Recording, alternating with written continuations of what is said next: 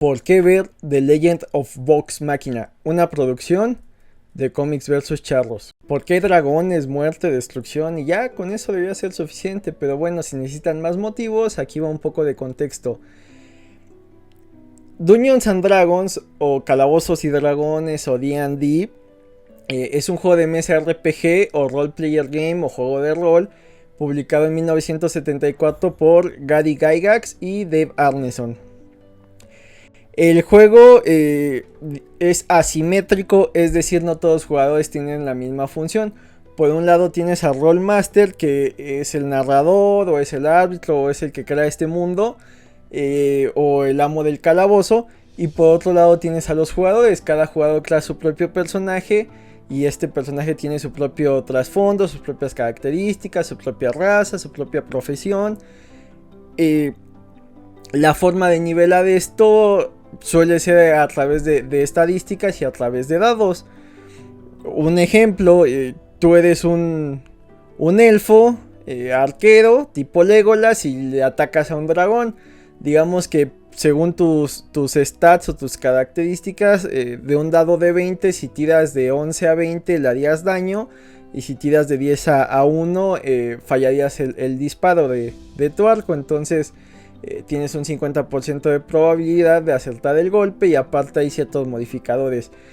Si sacas un 20 quiere decir que le haces más daño. Es decir que es un golpe crítico, que le diste en un ojo, o que lo heriste más allá de lo que tenías planeado. Si sacas un 1 es un fallo crítico.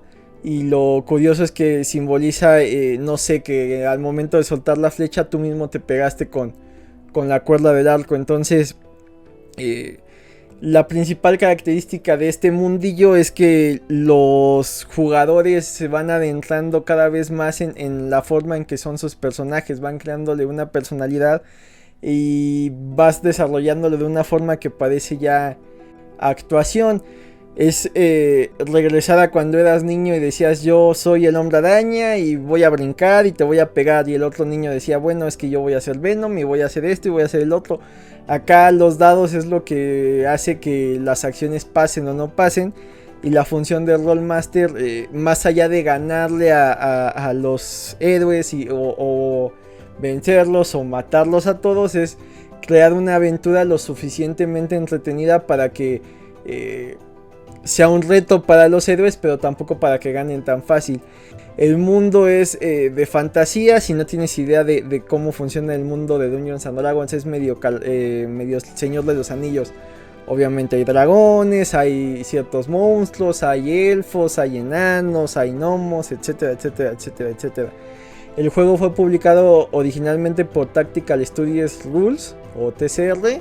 De ahí lo compró Wizard of Coast y Hasbro compró Wizard of Coast. Entonces, por eso la película que acaba de salir es coproducida por Hasbro. Y aparte de esa película hay otras tres, una trilogía ahí de principio de los 2000 que no tuvo mucho éxito. Y una serie animada que es así, mucha gente la recuerda con cariño. Dungeons and Dragons es un juego que lleva más ya de casi 40 años en el radar. Entonces, 1974, sí, ya casi 40 años. ¿O más? Casi 50. No sé, no va a ser la matemática. El punto es un juego que lleva muchísimos años rondando las mesas de juego. Y siempre ha tenido este estigma de ser para gente muy clavada o muy nerd, etcétera, etcétera, etcétera. Pero algunos medios lo han traído al mainstream para que la gente esté un poco más familiarizada con él. En The Big Bang Theory hay un par de episodios donde juegan Dungeons and Dragons. Community hay un par de episodios. Y en Stranger Things se volvió una parte medular porque una forma de explicar lo que está pasando es los niños hacen referencias a Dungeons and Dragons. Y de hecho muchos de los monstruos con los que se han enfrentado los han nombrado en función de personajes que aparecen en estos juegos. Ahora, ¿qué es Critical Role? Es una compañía creada por Matthew Mercer. El nombre no les dice nada, pero en Estados Unidos ha sido el actor de doblaje que ha hecho a Levi Ackerman en Attack on Titan. Fue Ganondorf en el juego de Tears of the Kingdom del último Zelda. y fue León en el Resident Evil 6. Creó esta compañía de Critical Role en marzo de 2015. ¿Y a qué se dedican? Pues son un grupo de actores de doblaje de Estados Unidos que juegan Dungeons and Dragons. Grababan sus sesiones para un canal de YouTube y de Twitch que se llama Geek and Sundry. Ya tienen su propio canal. Originalmente empezaron a jugar para el cumpleaños de Liam O'Brien, que dentro de la serie es Bugs. Entonces se empezó a hacer, digamos que popular que estaban jugando. De ahí se fue de boca en boca hasta alguien le sugirió que lo grabaran y fuera un producto para que la gente lo consumiera. Ya creció, ya existe, ya de ser el grupillo ya existe como Critical Role Productions. Y originalmente en Kickstarter buscaban la financiación de los primeros 10 episodios de lo que es The Legend of Vox Machina.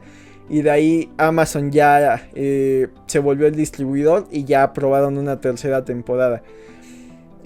Este grupo de Critical Role ya tiene 3 campañas. La primera, que es The Legend of Vox Machina, supongo que terminará en esta tercera temporada.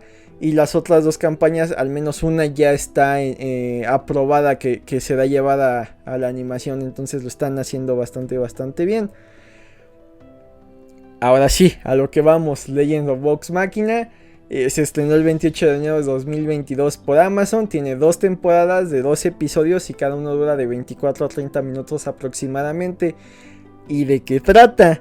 Tienes el típico grupo de aventureros, ya sabes, la media elfa cazadora, la gnomo clériga, el típico bárbaro tonto, de los más interesantes que tienen un gnomo trovador o bardo que es adicto al sexo. Entonces este grupo tan extraño de personajes tienen que enfrentarse a un gran mal.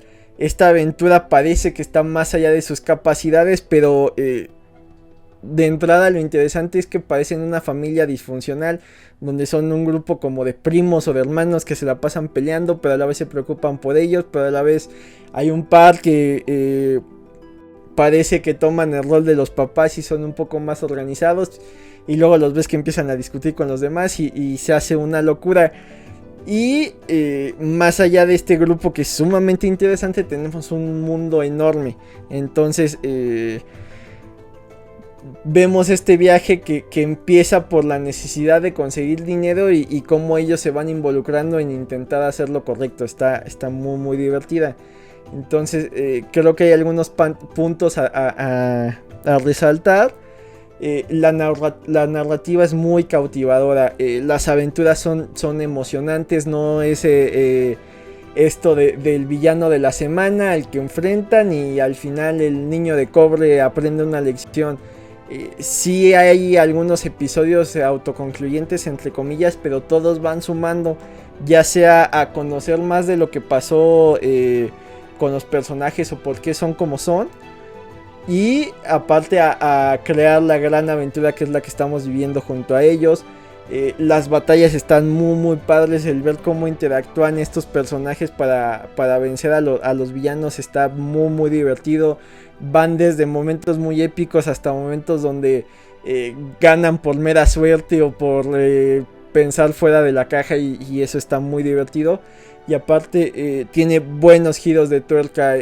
La trama te mantiene ahí atento de lo que está pasando, y a veces las cosas no parecen ser lo que son, y eso suma a que estés entretenido. Además, los personajes están muy bien desarrollados. Las personalidades de cada uno son únicos. Cada uno tiene su propio pasado, su propia motivación. Se relacionan distinto a cada miembro de la banda. Y hay un momento en donde en un episodio amas lo que hace un personaje y odias al otro por ponerse en su camino, y al siguiente cambian los papeles. Entonces realmente es como si fuera una familia, como lo mencionaba. Hay días que apoyas a tu hermano el mayor y al otro día apoyas a tu hermano el menor, y hay días que apoyas lo que dice tu papá, al otro día tu mamá. O sea, sí tienen unas interacciones muy reales y no caen en el estereotipo de que se vuelve siempre el equipo A y el equipo B, y estos se llevan bien y estos se llevan mal.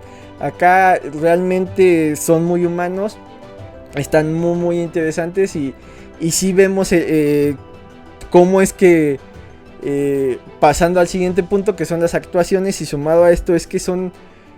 Cada personaje es un jugador.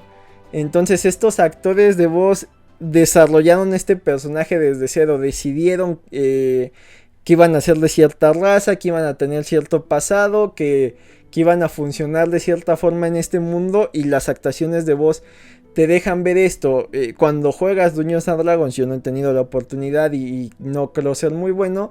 Tienes que meterte en el papel del personaje que estás desarrollando. Y aquí este experimento donde el Dungeon Master hace el setting del mundo que vamos a ver y de la aventura que vamos a vivir, y que ellos tomen sus propias decisiones, crea una aventura bastante interesante, donde estos personajes y estos actores de voz llevan a otro nivel. Sé que hay grandes actores de voz y sé que hay actores del metro y demás, pero aquí creo que el experimento sale muy bien. Sumado a una animación de muy buena calidad, las escenas de acción están muy padres. Los elementos mágicos están muy bien desarrollados, muy bien representados. Realmente te adentras en este mundillo que te quieren presentar. Y como valor agregado, sí te muestra lo poderoso que luego son los enemigos.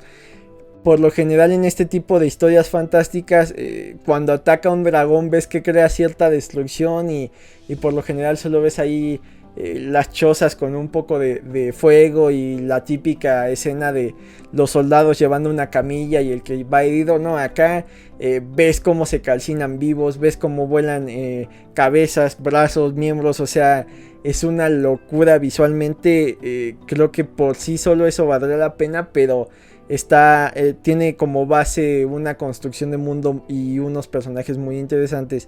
Y a eso vamos.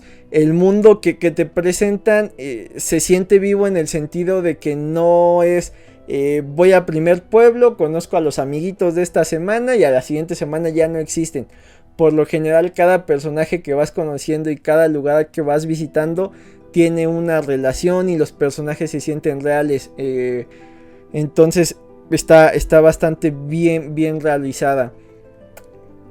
Ya más conciso, ¿por qué verla? Uno, es una especie de historia fantástica, pero ya para un público más adolescente y adulto.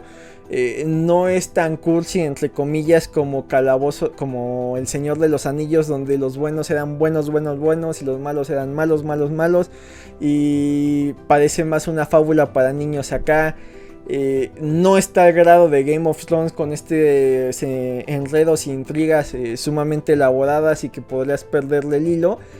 Pero sí ya es para un público más adulto. Sí hay ciertas consecuencias, sí pagas el precio por tener más poder, y a la vez no se toma tan en serio, y a la vez tiene momentos muy cómicos. Entonces funciona muy bien para los que son fans del género y ven todo esto que hay detrás, pero también es una entrada para los que no están tan obsesionados, porque no se toman tan en serio, que creo que es un mérito que rara vez vemos en este género. Por otra parte, digamos que podría haber dos tipos de público. Los que son muy fans de Calabozos y Dragones, que han jugado, que se saben los hechizos y los niveles de poder, y los tipos de monstruos y los lugares, y etcétera. Entonces, si eres fan de esto, lo respeta bastante. Hay muchos guiños, hay por ahí muchas imágenes de estos famosos dados de 20 ahí como easter eggs.